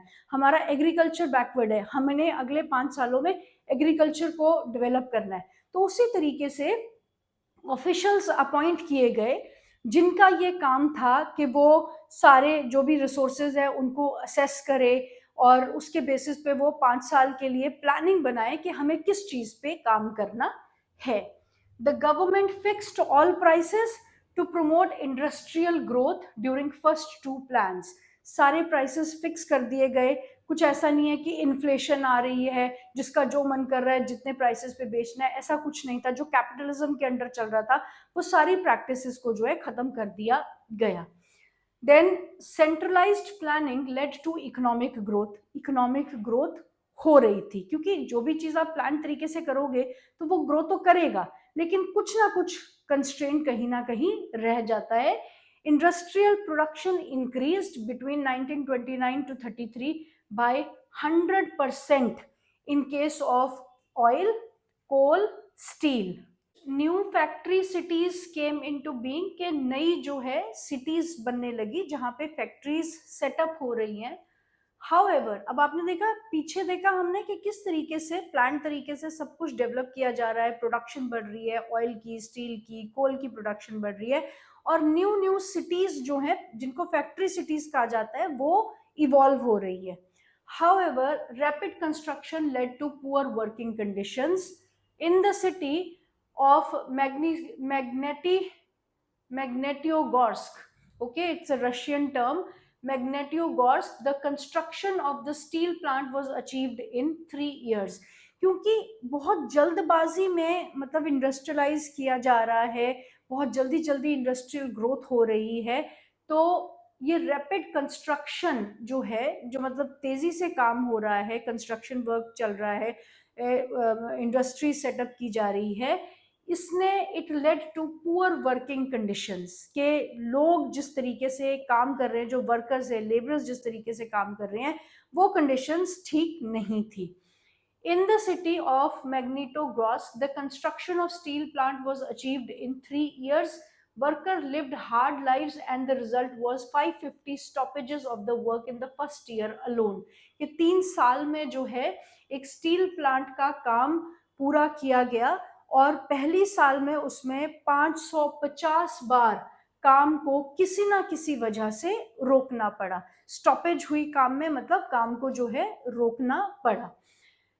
Then in the living quarters in winter time at 40 degree below, people had to climb down from the 4th floor and dash across the street in order to go to the toilets. कि कहीं ना कहीं development तो हो रही है, बहुत fast development हो रही है, इतनी फास्ट डेवलपमेंट हो रही है कि जो वर्कर्स है उनकी कंडीशन फिर से खराब होने लग गई। वो लोग ना तो ठीक से सो पा रहे हैं, ना उनको प्रॉपर वर्किंग का टाइम है, बहुत ज़्यादा मेहनत कर रहे हैं और मतलब कुछ एक रिसोर्सेज इस तरीके से मिसमैनेज किए जा रहे हैं कि काम को बार बार रोकना पड़ रहा है। और आप देखेंगे कि यहाँ पे जो लिविंग क्वार्टर्स है, जहाँ पर वर्कर्स रह रहे हैं, वहां पर उनके पास प्रॉपर फैसिलिटीज नहीं है, बेसिक टॉयलेट फैसिलिटीज भी नहीं है, सैनिटेशन फैसिलिटीज नहीं है। -40 डिग्री सेल्सियस, आपको पता है ना रशिया में कितनी ज्यादा ठंड होती है। रशिया के साथ ही साइबेरिया वाला जो एरिया है वो पूरा का पूरा फ्रोजन रहता है थ्रू आउट द ईयर। तो वहां पे -40 डिग्री सेल्सियस टेम्परेचर या फिर सिर्फ 40 डिग्री विंटर टाइम में at 40 degree Celsius below -40 degree Celsius temperature में भी लोगों को 4-4 मंजिलें नीचे उतरकर सैनिटेशन के लिए, फिर रोड क्रॉस करके वो लोग सैनिटेशन के लिए, बेसिक टॉयलेट की फैसिलिटीज के लिए उन्हें इतनी दूर जो है, इतनी ज्यादा ठंड में आना पड़ रहा था। तो जाहिर सी बात है कि जो लेबर क्लास है वो उनकी अभी भी कंडीशन ठीक नहीं थी, राइट।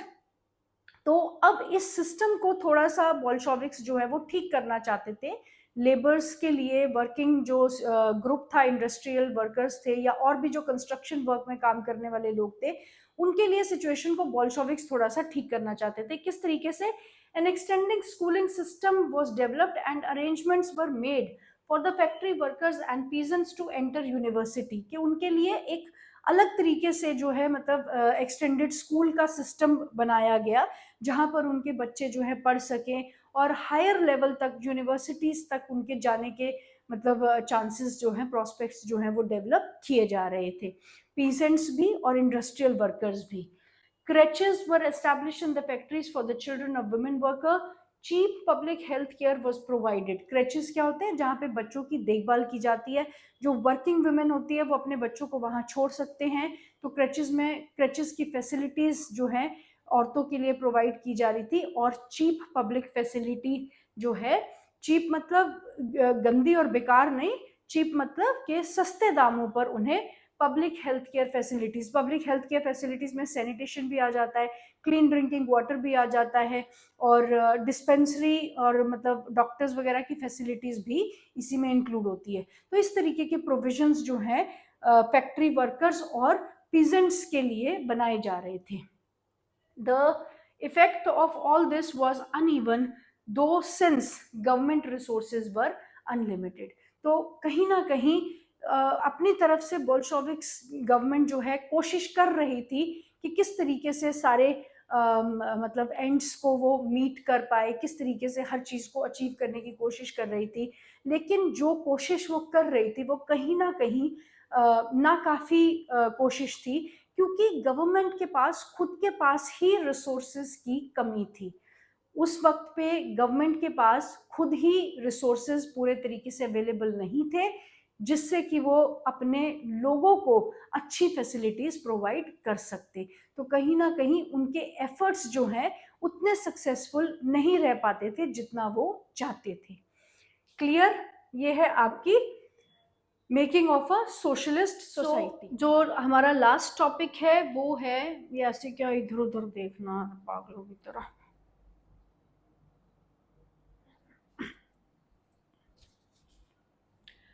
ऑलराइट, अब हमारा जो लास्ट टॉपिक है वो है Stalinism and collectivization. Now Stalinism and collectivization का क्या मतलब है?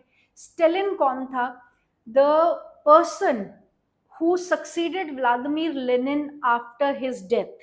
स्टेलिन जो है, जोसेफ स्टेलिन, इन्होंने व्लादिमीर लेनिन के बाद जो है गवर्नमेंट को संभाला, राइट? तो इनके नाम, इन्होंने जो भी अपना मतलब अप्रोच अडॉप्ट की होगी काम करने के लिए, उस कॉन्सेप्ट को कहा जाता है स्टेलिनिज्म। एंड कलेक्टिवाइजेशन, कलेक्टिवाइजेशन किस तरीके से, कौन सी कलेक्टिवाइजेशन की, किसको कलेक्टिवाइजेशन कहा जा रहा है, वो हम देखेंगे जब टॉपिक पढ़ेंगे, right? So first of all let me just explain this to you. क्या हुआ है कि the period of early planned economy was linked to disaster of collectivization of agriculture. Disaster of collectivization of agriculture. Disaster इसको क्यों कहा जा रहा है, राइट? और कलेक्टिवाइजेशन ऑफ एग्रीकल्चर का क्या मतलब है? तो यहाँ पे क्या हुआ है, आपने पिछले पैराग्राफ में, पिछले टॉपिक्स में देखा ना कि किस तरीके से प्लान्ड तरीके से जो है अब इंडस्ट्री को आगे बढ़ाया जा रहा था, और इंडस्ट्रीज आगे बढ़ भी रही थी, लेकिन क्योंकि रिसोर्सेज का कंस्ट्रेन आ गया, उस वजह से कहीं ना कहीं वो काम में स्टॉपेज लग गया, राइट? एग्रीकल्चर के सिनेरियो में क्या हो रहा था? तो एग्रीकल्चर में आप देखोगे कि शुरू में एग्रीकल्चर ठीक था, लेकिन स्टेलिन के आने के बाद में जो है, जो रिच पीजेंट्स हैं, जो रिच लैंड ओनर्स हैं, they were not ready to bring their produce into the market. जो रिच लैंड ओनर्स है और पीजेंट्स है, वो अपनी जो उपज है उसको मार्केट में वो बेचने के लिए लाते ही नहीं थे, और वो जिसकी वजह से जो है स्पेशली सिटी एरियाज में अनाज की बहुत ज़्यादा कमी हो रही थी। क्लियर? और वो मार्केट में इसलिए नहीं लेकर आते थे क्योंकि आपने देखा, नॉट ओनली रशिया, रशिया में नहीं होता, हर जगह इस तरीके का होता है, हर एक की इकोनॉमी में ऐसा होता है कि कुछ लोग जो है ब्लैक मार्केटिंग और होर्डर्स का काम करते हैं, स्टॉक कर देते हैं जो भी उनकी उपज है या जो उनके पास आती है, जो उन्होंने किसी से खरीदी है, उसको स्टॉक कर लेंगे, मार्केट में नहीं आने देंगे, और फिर स्पेकुलेशंस लगाते रहेंगे कि कब इसका जो है प्राइस बहुत ज़्यादा बढ़ेगा, तब जाके मार्केट में वो अपनी चीज़ों को बेचने के लिए लाते हैं in order to earn maximum profit. Right. तो एक आर्टिफिशियल स्कार्सिटी जो है क्रिएट की जाती है ताकि ऐसा लगे कि भाई ये चीजें अवेलेबल नहीं है, और जिस चीज की डिमांड बहुत ज्यादा होगी, सप्लाई कम होगी, तो जाहिर सी बात है उसके प्राइसेस जो है बहुत ज्यादा बढ़ जाते हैं। तो जो रिच फार्मर्स थे, रिच पीजेंट्स थे, वो लोग इस तरीके की आर्टिफिशियल स्कार्सिटी क्रिएट करके मतलब उन्होंने ग्रेन की शॉर्टेज जो है सिटीज में पैदा कर दी थी। राइट। अब स्टेलिन को क्योंकि स्टेलिन ने गवर्नमेंट को उस वक्त टेक ओवर किया, तो स्टेलिन ने फिक्स्ड प्राइस दे दिए कि भाई आप इस तरीके से मतलब फिक्स्ड प्राइस पे अपनी उपज जो है वो बेचेंगे। लेकिन पीजेंट्स ने मना कर दिया कि हम अपनी उपज को इन प्राइसेस पे नहीं बेचेंगे, क्योंकि वो होर्ड कर रहे थे। रिच पीजेंट्स थे, लैंड ओनर्स थे, वो होर्डिंग कर रहे थे, स्पेकुलेशन की तरफ जा रहे थे। अब स्टेलिन ने इस मतलब सिचुएशन को इमरजेंसी कहते हुए कुछ फर्म मेजर्स लेने का सोचा, क्योंकि जाहिर सी बात है ना कि आप बहुत लंबे समय तक अनाज की कमी के साथ तो नहीं रह सकते, चाहे सिटी एरिया हो, चाहे एग्रीकल्चर रूरल एरिया हो। तो उन्होंने कुछ फर्म मेजर्स लिए।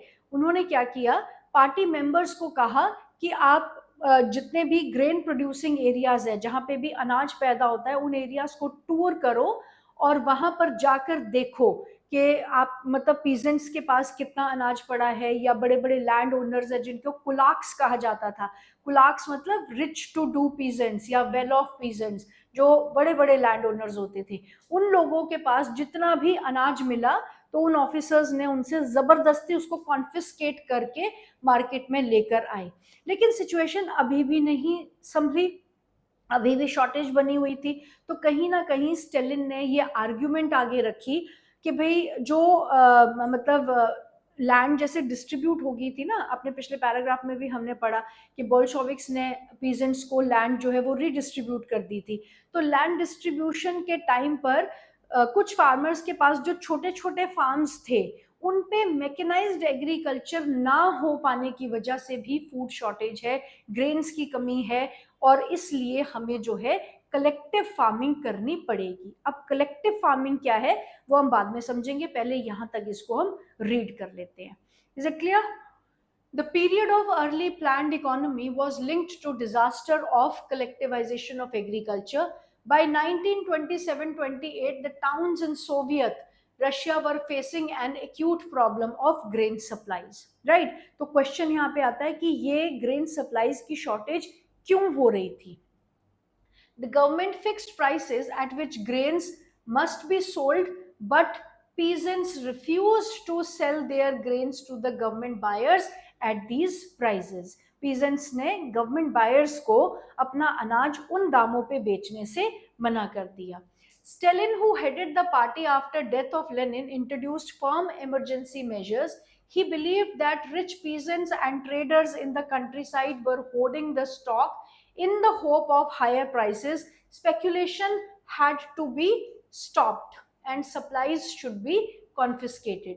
तो स्टेलिन को लग रहा था कि भाई जो रिच पीजेंट्स है वो लोग एक आर्टिफिशियल स्कार्सिटी क्रिएट कर रहे हैं, जिस तरीके से मैंने आपको बताया कि आर्टिफिशियल वो स्कार्सिटी क्रिएट कर रहे थे ताकि उन्हें हायर प्राइसेस जो हैं बाद में मिल जाए, और तब वो लोग अपने उपज को मार्केट में लेकर आएंगे। और स्टेलिन को लगता था कि इस तरीके के लोगों को और ऐसी सिचुएशन जिसको स्पेकुलेशन कहा जाता है, इस सिचुएशन को रोकना जो है बहुत जरूरी है। In 1928, party members toured the grain producing areas, supervising enforced grain collection and raiding kulaks. Supervising enforced grain collection. Enforce मतलब forcefully grains जो है peasant से ले लिए गए, और raiding कहाँ गया? Raiding the kulaks. Kulaks means rich peasants, well to do peasants. इन लोगों के घरों पे रेड मारी गई ताकि जितना भी इन्होंने स्टॉक किया हुआ है, होर्ड कर रखा है, जितना भी इन्होंने अनाज होर्ड कर रखा है, उसको कॉन्फिस्केट किया जा सके। Right? As the shortage continued, the decision was taken to collectivize farms.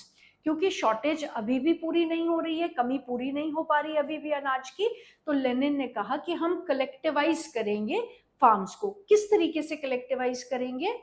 It was argued that grain shortage were partially due to small size of the holdings. ये कहा गया कि ऐसा भी हो सकता है कि थोड़ी बहुत जो शॉर्टेज अनाज की हो रही है वो इस वजह से भी हो रही है क्योंकि लैंड होल्डिंग का साइज जो है बहुत छोटा है। आपको पता है ना, छोटी लैंड होल्डिंग साइज पे मैकेनाइज्ड एग्रीकल्चर नहीं किया जाता, मशीनों से एग्रीकल्चर नहीं किया जाता। तो ये आर्ग्यूमेंट भी एक सामने रखी गई कि भाई कुछ कुछ शॉर्टेज तो उस वजह से भी है। तो इन्होंने क्या डिसाइड किया, after 1917 the land had been given over to peasants, these small sized peasant farms could not be modernized. To develop modern farms and run them along industrial lines with machinery, it was necessary to eliminate the kulaks and take away the land from peasants and establish state controlled large farm. कि मशीनीकरण अगर हमें agriculture का करना है तो हमें जो लैंड 1917 में रीडिस्ट्रीब्यूट कर दी थी पीजेंट्स को, वो पीजेंट से हमें वो लैंड वापस लेनी पड़ेगी। कुलाक्स को हमें एलिमिनेट करना पड़ेगा, मतलब उनसे भी लैंड कॉन्फिस्केट कर ली जाएगी। और जब सारी जमीन गवर्नमेंट के कंट्रोल में आ जाएगी तो गवर्नमेंट कंट्रोल्ड एग्रीकल्चर हम उस पर करेंगे और वो मैकेनाइज्ड एग्रीकल्चर ही होगा। तो शायद इससे शॉर्टेज जो है खत्म हो जाएगी। लेकिन हुआ क्या, right? Next paragraph, what followed was Stalin's collectivization program. इसको, ये जो डिसीजन लिया था स्टेलिन ने कि इकट्ठे मिलके फार्मिंग करेंगे, इसे कलेक्टिवाइजेशन प्रोग्राम कहा जाता है। क्लियर? इसका रिजल्ट क्या रहा? From 1929, the party forced all peasants to cultivate in collective farms, kolkhoz. kolkhoz क्या थे? Collective farms. दो टर्म्स है, kulaks, rich to do peasants, 1 mark question में आता है, and what is kolkhoz? kolkhoz means collective farms, जहां पे सब इकट्ठे मिलके फार्मिंग कर रहे थे।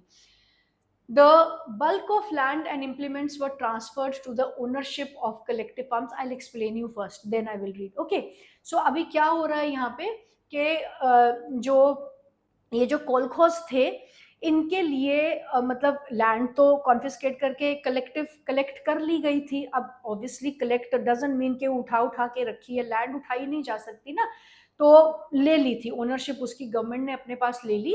और वहाँ अच्छे तरीके से काम हो तो उनको मशीनरी, इम्प्लीमेंट्स वगैरह भी सब कुछ अवेलेबल करवाए जा रहे थे।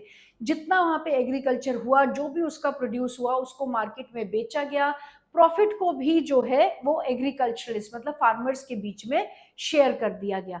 अब जो पुअर फार्मर्स थे वो तो जाहिर सी बात है खुश होंगे कि भाई हमारे को अच्छे प्रॉफिट्स जो हैं वो मिल रहे हैं और हम मतलब कलेक्टिव फार्मिंग से वो तो खुश थे क्योंकि उन्हें प्रॉफिट्स शेयर हो रहे थे। इससे पहले तो कैपिटलिस्ट सोसाइटी थी वहां पर, राइट? लेकिन जो रिच फार्मर्स थे जिनकी बहुत बड़ी बड़ी जमीनें थी और इतने प्रॉफिट तो वो उससे वैसे ही कमा लेते थे, उन्हें तो इस बात से बहुत वो नाराज हो गए, देवर एनरेज्ड, उनको गुस्सा आ गया।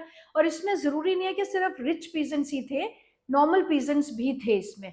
तो देवर एनरेज्ड, उनको बहुत गुस्सा आया और उन्होंने गवर्नमेंट के को मतलब अपनी रिजेंटमेंट दिखाने के लिए अपना जो पशुधन होता है, लाइफ स्टॉक होता है, उसे जला दिया। लाइफ स्टॉक मीन्स जैसे काउज होती हैं या फिर गोट्स रखते हैं, शीप्स रखते हैं, राइट? पोल्ट्री फार्म्स होते हैं, तो वो लाइफ स्टॉक में काउंट करते हैं। तो अपना उन्होंने लाइफ स्टॉक को है जो है जला दिया और लाइफ स्टॉक की पॉपुलेशन भी 1/3 से जो है वो कम हो गई, राइट? और उसके बाद पीजेंट्स ने गवर्नमेंट को कहा कि भाई हम लोग सोशलिज्म के अगेंस्ट नहीं है, हम लोग बहुत ज्यादा रिच भी नहीं है और हम इस तरीके से प्रॉफिट्स नहीं शेयर कर सकते। हम एग्रीकल्चर अपने तरीके से करना चाहते हैं, इंडिपेंडेंटली करना चाहते हैं और हमें वो करने दिया जाए। हम ना तो रिच पीजेंट्स है, हम बहुत ज्यादा रिच भी नहीं है और हम सरकार के खिलाफ भी नहीं है, हम सोशलिज्म के अगेंस्ट भी नहीं है। लेकिन हमारे सबके अपने अपने रीजन है कि हम क्यों कलेक्टिव फार्मिंग नहीं करना चाहते। सबके पास अपने अपने रीजन थे कि हम अपने रीजंस की वजह से कलेक्टिव फार्मिंग नहीं करना चाहते, हम इस कलेक्टिव फार्मिंग का हिस्सा नहीं बनना चाहते। तो स्टालिन ने उनको अलाउ कर दिया कि ठीक है आप इंडिपेंडेंट फार्मिंग करो, लेकिन एक कंडीशन पे कि गवर्नमेंट आपके साथ किसी तरीके से भी कोऑपरेट नहीं करेगी। अनसिंपैथेटिक हो गई गवर्नमेंट उनके प्रति। जैसे आपने कई बार देखा ना कि क्रॉप फेलियर हो जाता है तो गवर्नमेंट उनको क्रॉप फेल होने के बाद भी मुआवजा दे देती है। तो इस तरीके की कोई भी कोऑपरेशन गवर्नमेंट ने उन्हें देने से मना कर दिया। Is it clear? अब इसको हम रीड करते हैं।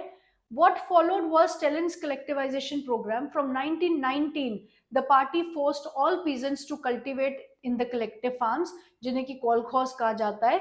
The bulk of land and implements were transferred to the ownership of collective farms. Peasants worked on the land and kolkhoz profit was shared. Is it clear? कि जब पहली बार peasants ने काम किया और जो भी बेचा गया उसका जो प्रॉफिट आया उसको शेयर किया गया. इससे जो है पीजेंट्स गुस्सा गए. कुछ एक पीजेंट्स जो है वो गुस्साए, उन्हें बहुत गुस्सा आया और उन्होंने resisted the authorities and destroyed their life stock. अपना लाइफ स्टॉक खराब कर दिया, जला दिया, खत्म कर दिया. Between 1929 to 31 the number of cattle fell by 1/3. Those who resisted collectivization were severely punished. Many were deported and exiled. As they resisted collectivization, peasants argued that they were not rich and they were not against socialism. They merely did not want to work in collective farms for a variety of reasons. Stalin government allowed some independent cultivation but treated such cultivators unsympathetically. Is it clear? यहाँ तक समझ में आ गया. Next आप देखोगे, in spite of collectivisation production did not increase. इसके बाद भी प्रोडक्शन जो है वो इंक्रीज नहीं हुई, बल्कि बैड हार्वेस्ट की वजह से, क्योंकि मेनली एग्रीकल्चर तब आपका इतना ज़्यादा एडवांस नहीं था, इरिगेशन फैसिलिटीज़ नहीं थी, तो क्लाइमेटिक कंडीशन बहुत इफेक्ट करती थी, राइट. तो बैड हार्वेस्ट की वजह से 1930 और 33 का जो टाइम पीरियड था उसमें डिवास्टेटिंग फेमाइन अकर किया सोवियत रशिया में, जिसमें 4 मिलियन पीपल डाइड. और जाहिर सी बात है, जब ऐसी सी सिचुएशन अकर करेगी तो गवर्नमेंट को क्रिटिसाइज तो करेंगे लोग. गवर्नमेंट का बहुत हायर लेवल पे क्रिटिसिज्म करना शुरू कर दिया और गवर्नमेंट को ये क्रिटिसिज्म बर्दाश्त नहीं हो रहा था. गवर्नमेंट ने लार्ज स्केल लोग, अब आप देखो 4 million people died in famine और 1 मिलियन लोगों को जेल में डाल दिया गया क्रिटिसिज्म के लिए. तो वहां पर जो लोग क्रिटिसाइज कर रहे थे, पॉपुलेशन में बातचीत हो रही थी, इन लोगों को जेल में डाला गया, एग्जीक्यूट किया गया, मारा गया, टॉर्चर किया गया. यहाँ तक कि आप देखोगे, ऑब्वियस सी बात है कि ये सारे लोग इनोसेंट ही थे. कि इन्होंने क्या किया था, इन्होंने गवर्नमेंट के मतलब जो पॉलिसीज थी उसके अगेंस्ट आवाज ही तो उठाई थी ना. देवर इनोसेंट, लेकिन इनके रेस्क्यू के लिए कोई भी नहीं आया, इन्हें बचाने कोई नहीं आया, इनके फेवर में किसी ने कुछ नहीं बोला. यहाँ तक कि गवर्नमेंट ने इनसे फॉल्स कन्फेशन भी ले लिए, इनसे कागज पे लिखवा लिया कि हाँ हमने ये जुर्म किया है, उस पर साइन करवा के फिर इनको एग्जीक्यूट कर दिया गया. और इस एग्जीक्यूशन के प्रोसेस में रशिया ने उस वक्त काफी सारे अपने जो अच्छे प्रोफेशनल्स थे उनको खो दिया. Is it clear? तो कहीं ना कहीं स्टेलिन का जो कलेक्टिवाइजेशन प्रोग्राम था वो एक कंप्लीट फेलियर के तौर पे लोगों के सामने आया और जनता ने उसको लार्ज स्केल क्रिटिसाइज भी किया. सो एक बार इसको रीड कर लेते हैं. In spite of collectivisation production did not increase immediately. In fact, the bad harvest of 1930-33 led to one of the most devastating famine in Soviet history, when over 4 million died. Many within the party criticized the confusion in industrial production under the planned economy and consequences of collectivization. Stalin and his sympathizers charged these critics with conspiracy against socialism. Accusations were made throughout the country. By 1939, over 2 million people, not 1 million कह रही थी, 2 million people were in prison or labor camps. Most were innocent of the crimes, but no one spoke for them. Large number were forced to make false confession under torture and were executed. Several among them were talented professionals. तो ना सिर्फ लोगों ने criticism किया, even जो Stalin की अपनी party के ही लोग थे उन्होंने भी कहीं ना कहीं स्टेलिन को जिम्मेदार ठहराया, गवर्नमेंट को जिम्मेदार ठहराया कि कितना क्योस, कितना कंफ्यूजन हो गया है. इंडस्ट्रियल डेवलपमेंट के टाइम पे भी आपने देखा वर्क जो है कितनी बार अराउंड 550 टाइम रोकना पड़ा. तो इंडस्ट्री की डेवलपमेंट में भी कहीं ना कहीं कंफ्यूजन थी और एग्रीकल्चर की डेवलपमेंट में भी कहीं ना कहीं कंफ्यूजन थी. तो this was all about socialism in Russia. Socialism in Europe, Revolution in Russia.